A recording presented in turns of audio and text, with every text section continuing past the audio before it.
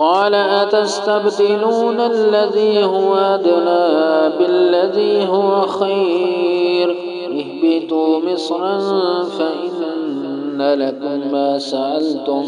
وضربت عليهم الذلة والمسكنة وباءوا بغضب من الله ذلك بأنهم كانوا يكفرون بآيات الله ويقتلون النبيين بغير الحق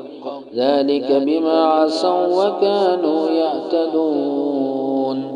إن الذين آمنوا والذين هادوا والنصارى والسابئين من آمن بالله واليوم الآخر وعمل صالحا فلهم أجرهم عند ربهم ولا خوف عليهم ولا هم يحزنون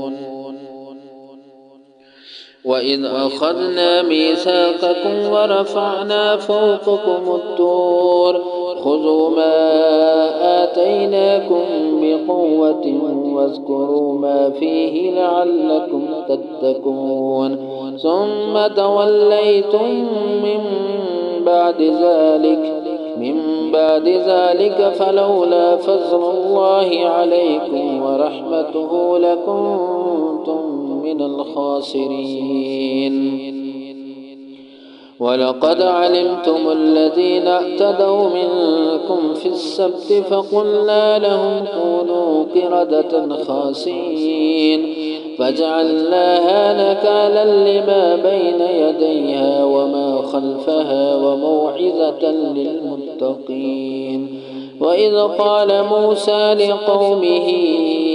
إن الله يأمركم أن تذبحوا بقرة قالوا أتتخذنا هزوا